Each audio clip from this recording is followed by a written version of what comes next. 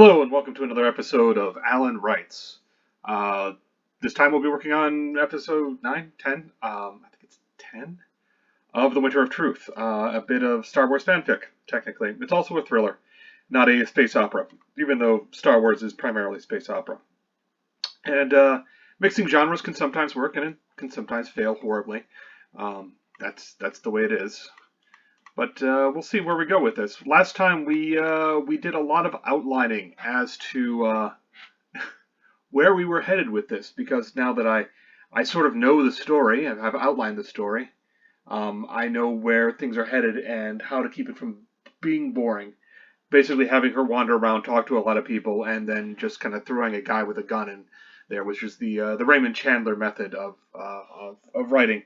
Is whenever you think things are getting boring, have a guy enter the room with a gun, and that'll spice things up, and that actually does work for his style. It really does. He writes some good stuff. All right, so let's get it back then. She went back to her grab sled because she dropped off all of her equipment with just left it there. Because what else are you gonna do? It wasn't there. There wasn't even a had been,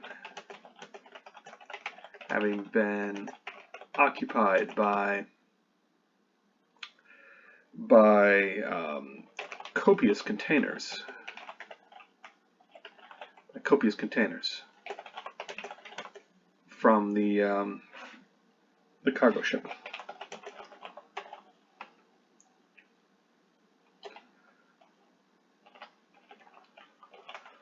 Lawner was there. That's a good use of Lawner. Lieutenant Lawner was there. Lawner was there, trying to fend off the chill. His gloved in his pockets and shivering all the while.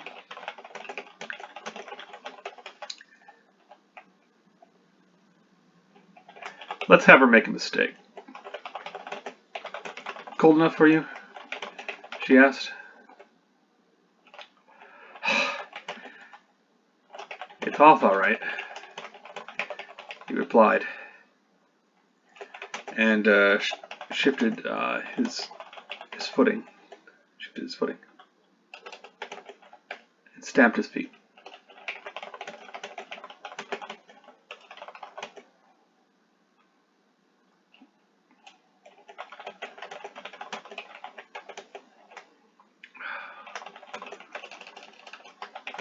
We're almost done, though.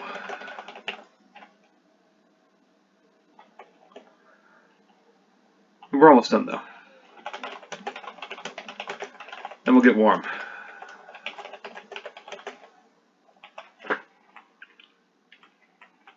He replied,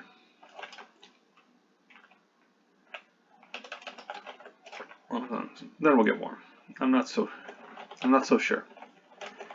I replied, there's one place where there's only one place. The walls don't have the insulation. The walls don't have the insulation they should. That's true. That's me taking a sip of hot chocolate. It's still hot too. I shouldn't have started the recording with the hot chocolate still there, but I wanted to get this underway. The walls don't have the insulation they should, and the cold is invading everywhere.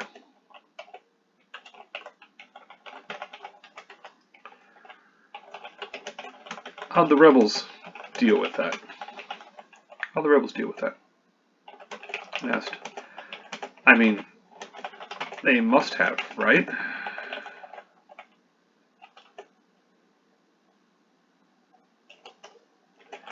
In some truly stupid fashion.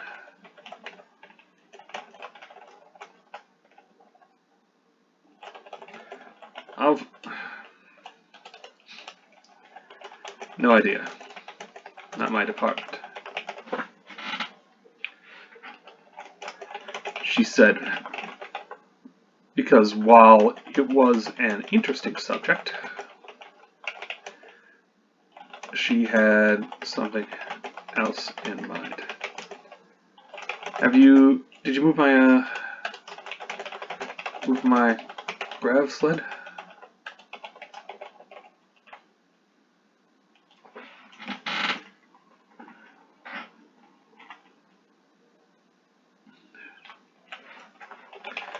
Nearby, the DT troopers.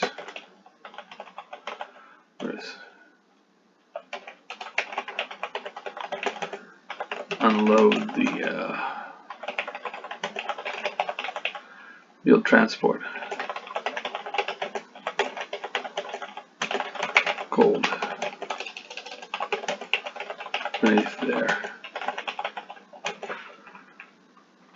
their pristine armor.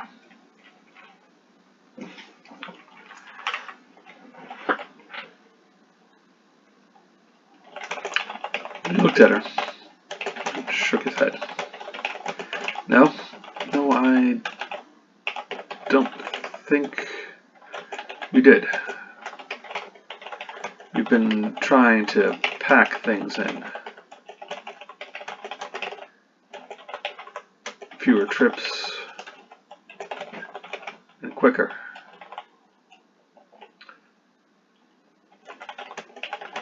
The sun goes down. Apparently there's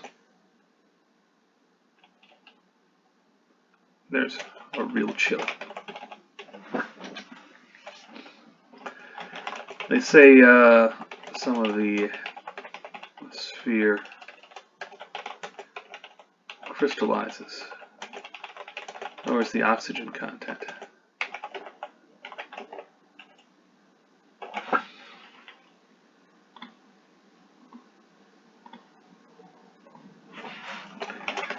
You don't just freeze to death.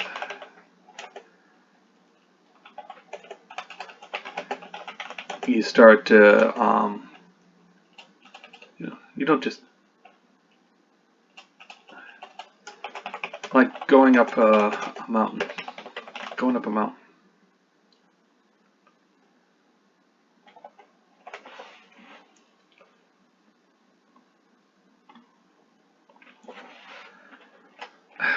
So, no sled. No. He replied and summoned over his trooper sergeant. I need to know what storm trooper ranks. No doubt they have specialized stormtrooper ranks of some sort. That's fitting the motif of both the like the Nazis and Italy's fascist guard, for example. They had all specialized ranks, so you had to call them something else when you met them, denoting their superior standing within the political apparatus that mirrored the army. All right. Over the trooper sergeant.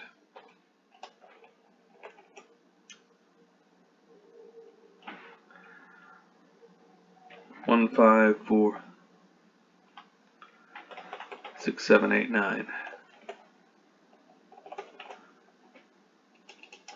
Hey. Straight.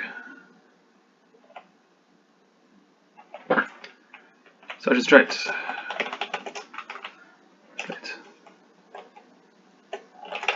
Have you seen the ladies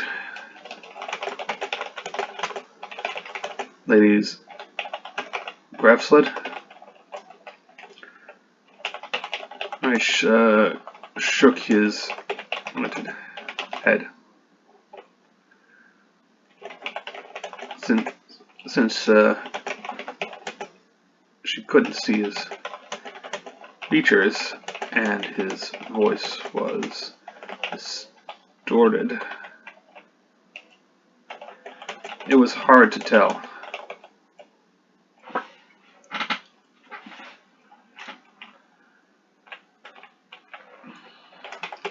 No, sir. Tell much this tone. Dropped it off.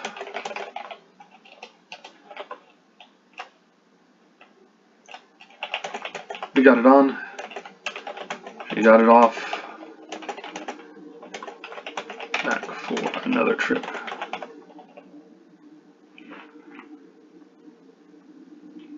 And we went back for another trip. Right.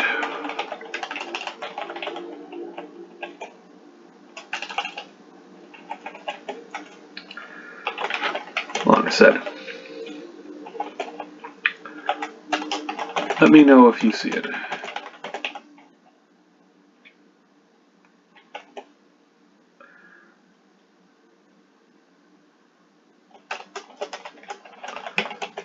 Yes, sir. Straight.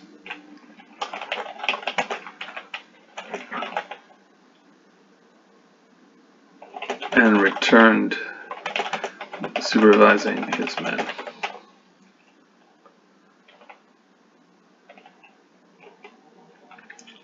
Well, that wasn't good. Finara thought. Did I introduce the... Finara went back to her slide. I like to put the character name at the very top of it so that we know where we are, who we're with, immediately. Well, she glanced about the bay. There was a lot of stuff here, but almost all of it was Army Gray. A few, what would they call that? Mechanics boxes. A bunch of, what else would we have here? What else would we have here?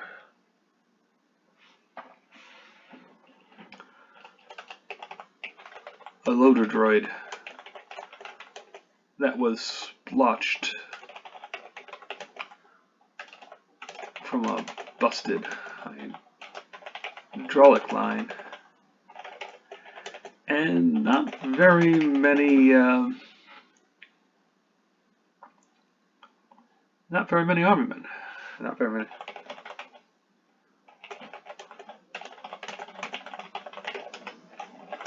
Where is everyone? She asked. Staying warm.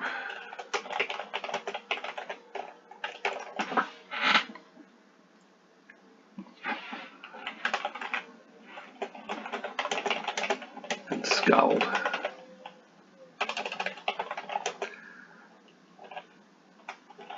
Their lieutenant, keeping them back until we unload and seal the bay. They'll come out. They were here before. They were here before? Sure. They were here before? Sure. Yeah, sure. Plenty of them. Thanks. Good to see them.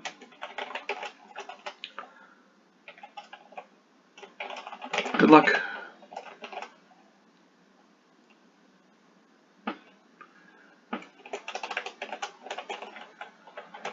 Said, then returned attention to his platoon.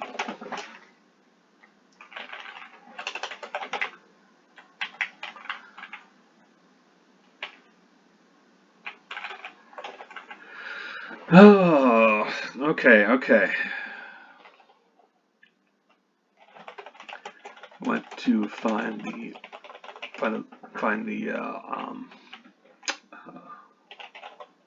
base lieutenant in charge of the bay. Now, what kind of asshole is he?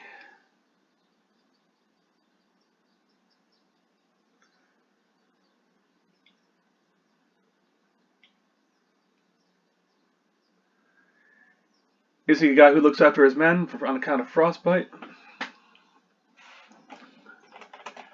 She found him in a little office.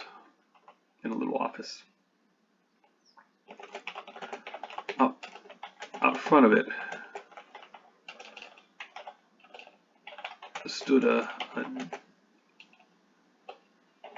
bunch of regular soldiers, regular army soldiers.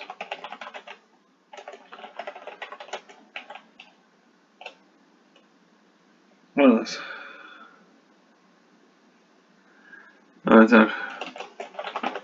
It's grouped about a heater.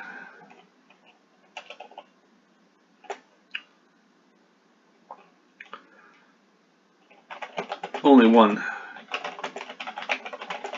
Mister. Hey, who ordered out? He called. We saw her.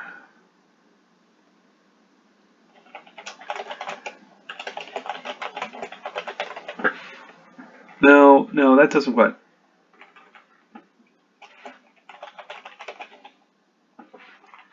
Okay.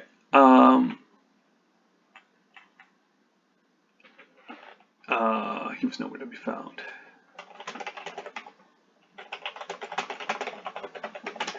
She did find a bunch of regular. Pardon me. Is your officer around? She asked.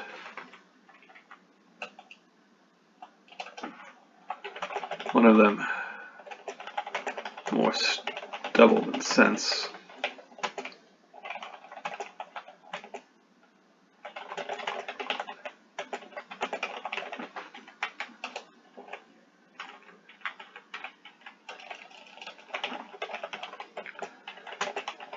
Abruptly, she was facing all of them.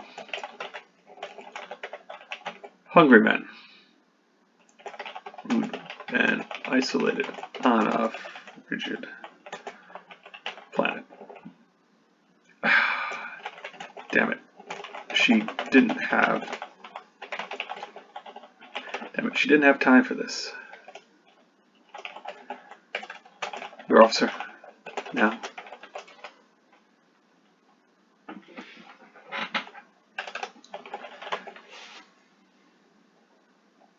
She asked, and stuck some in it to make it sound like an order.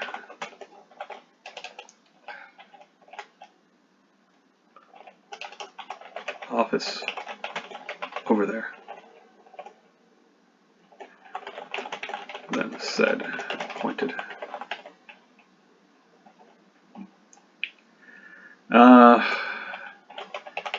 He'll be happy to see you. I'll be happy to see you. I doubt it.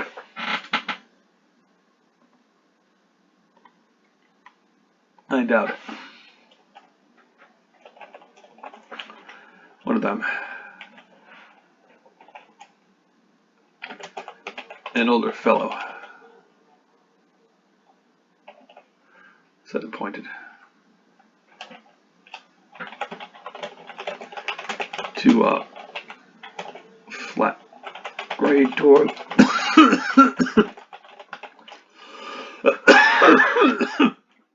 He'll be happy to see you.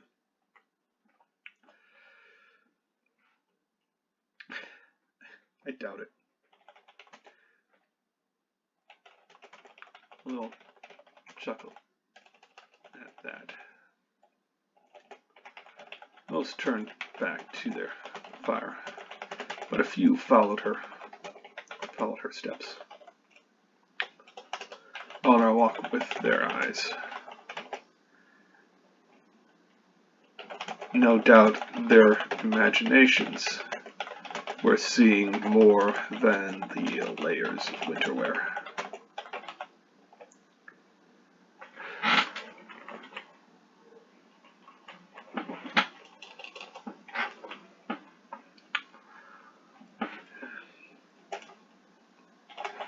And that was true of men.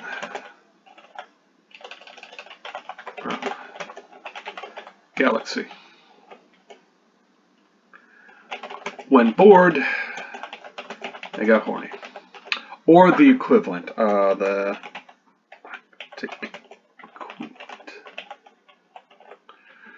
equivalent of horny.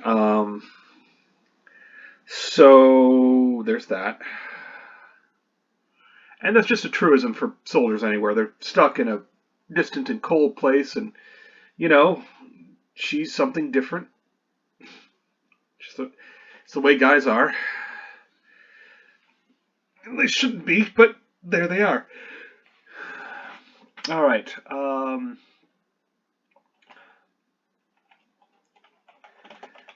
She knocked on the door.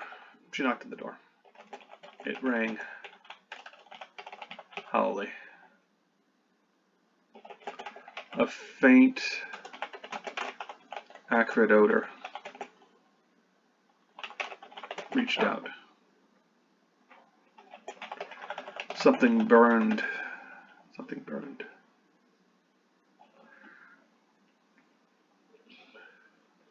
Okay.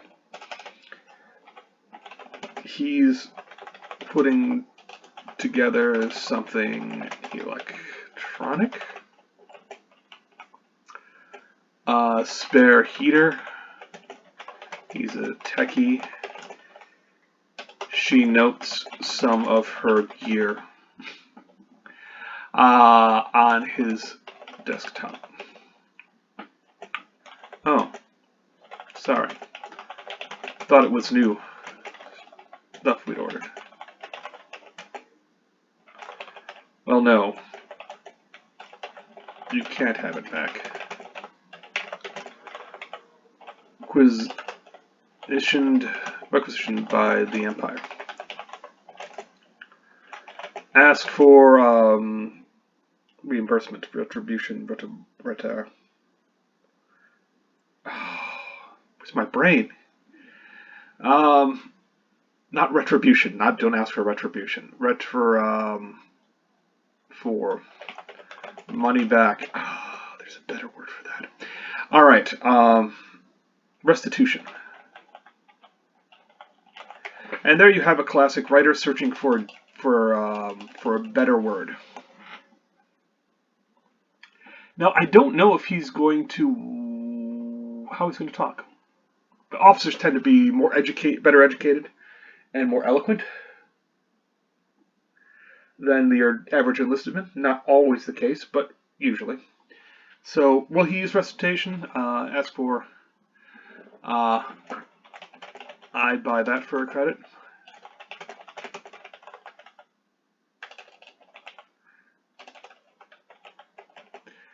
That's a riff on the old RoboCop. But anyway, the 1984, I want to say it was. Anyway, is something burning,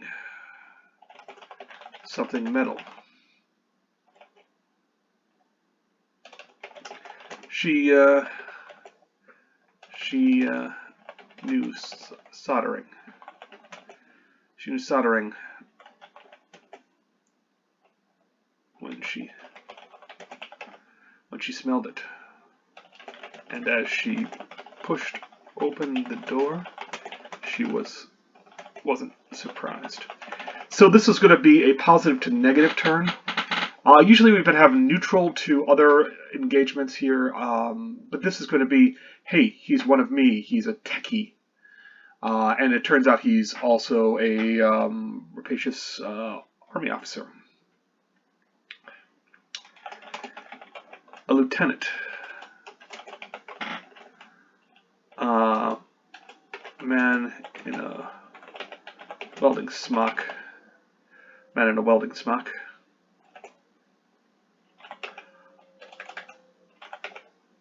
Plasma welder in hand and dark goggles eyes was taking the torch to two heaters fused together along the central seam.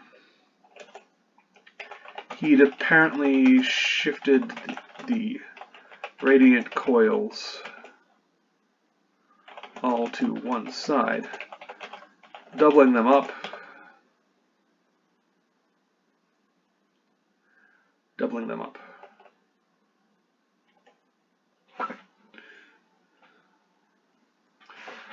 It apparently shifted the radiant coils all to one side, doubling them up. It was a monstrosity, but she could immediately see the advantage. Instead of dispersing heat all over, this would project it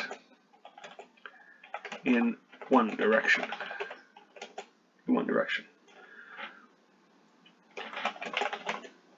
Not just twice the heat. At least twice the heat, if not more. Nothing to try and warm the walls, but everything to try and to warm the air. It was both brilliant and stupid.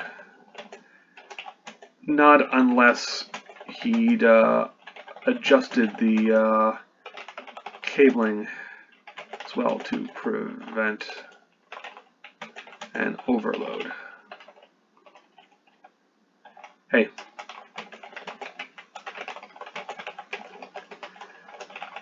Give it a minute. Called back.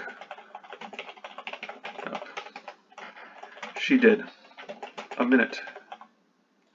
And more. Shielding her eyes as best she could from the glare. She did have snow. She does not have snow goggles.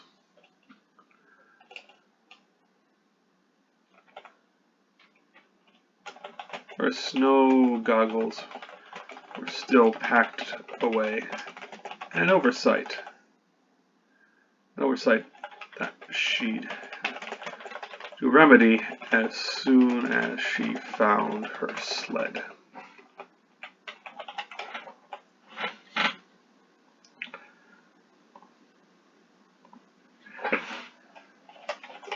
At last, he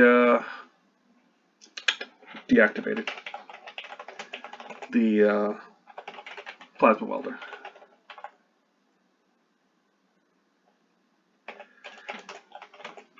The touch seams still smoked.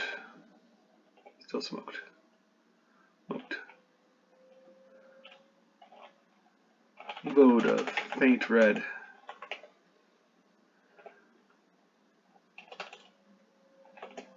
Smoking where the impurities. Have I not boosted this up to 150%? I'm an idiot. Okay. Where the impurities, the impurities had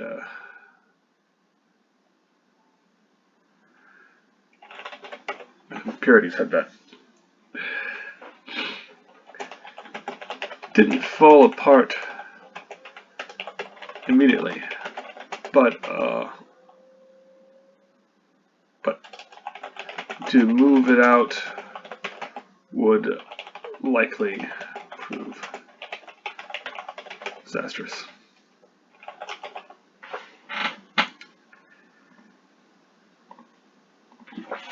You're going to need a lot of service tape.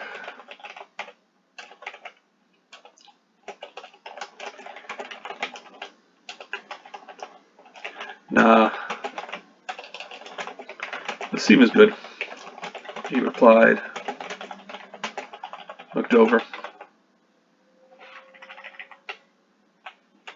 and then looked over. Who are you? Venara, Descamp, Quat. Here on a technical mission? She said. And I'm trying to find where my grav sled was stowed. It has corporate equipment that she looked down at the plasma welder in hand. It wasn't a standard army type. It was a quad model 1104 S. She had one of those.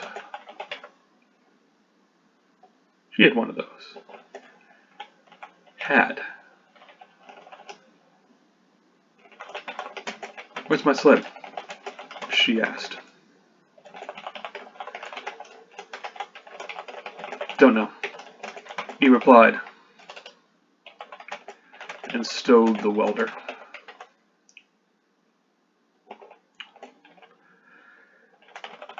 Anything else?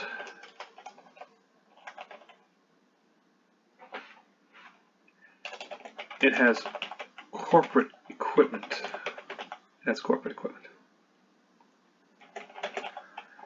On it. If one know the serial, I know the serial numbers, she said.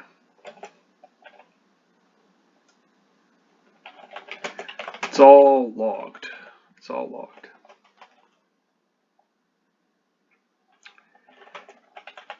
He grimaced and kicked at the welder.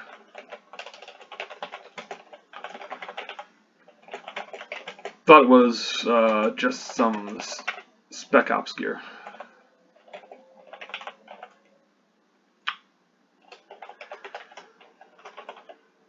Oh great, so you do know where my sled is. Still no idea. We shoved it into storage before the chill set in. We shoved it into storage.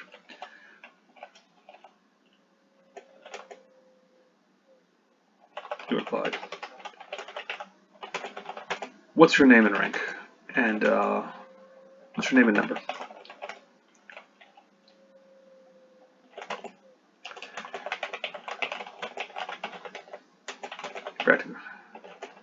Look, Miss whatever.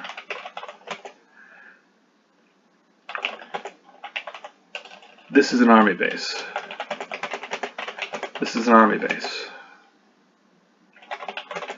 We're an army unit. Everything inside can and will be used by the army. Be used to the fullest extent. By the army to the fullest extent. Your precious gear has been requisitioned. That is not how you spell requisitioned. Requisitioned. Had been requisitioned owing to the needs of the base.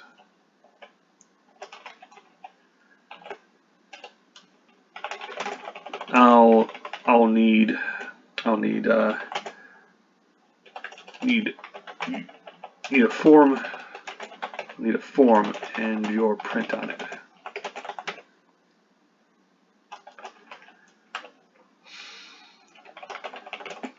You'll get it. You'll get it, he said, and then looked past her.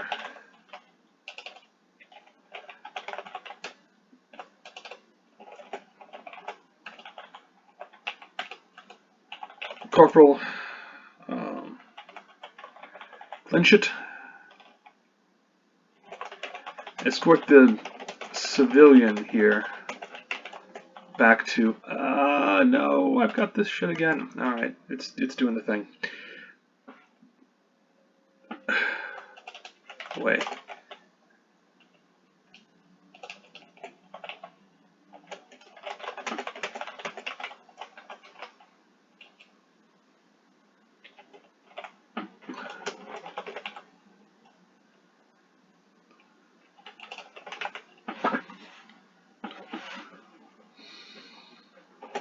Fumed.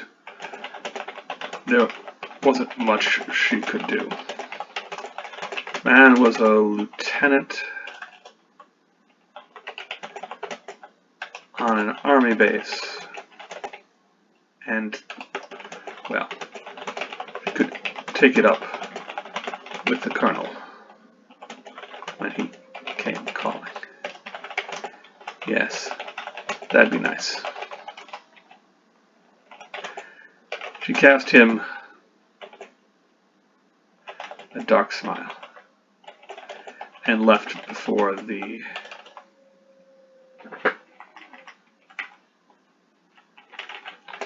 as the corporal over her and let herself be guided by the elbow out and away. Tenant's door closed behind.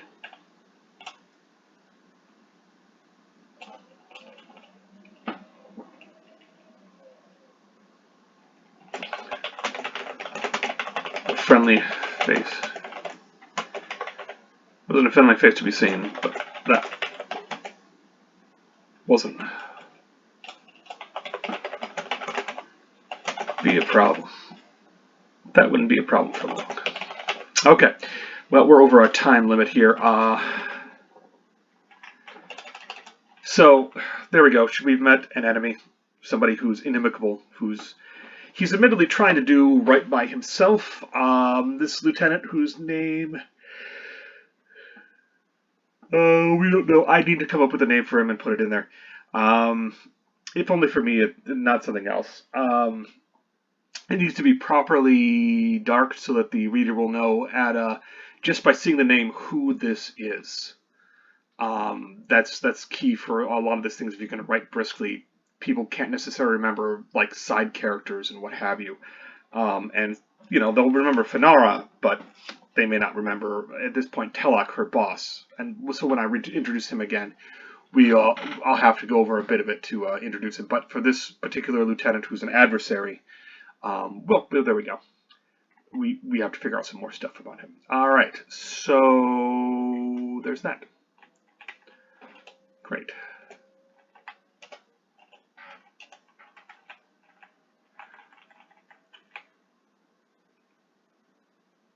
I'll figure it out. So anyway, this has been Alan Wrights, episode 10 of The Winter of Truth. I hope you've enjoyed this little sojourn into where we're headed, because now we've got an outline, and we know sort of where we're headed on all this stuff. How it's all going to fit together, maybe.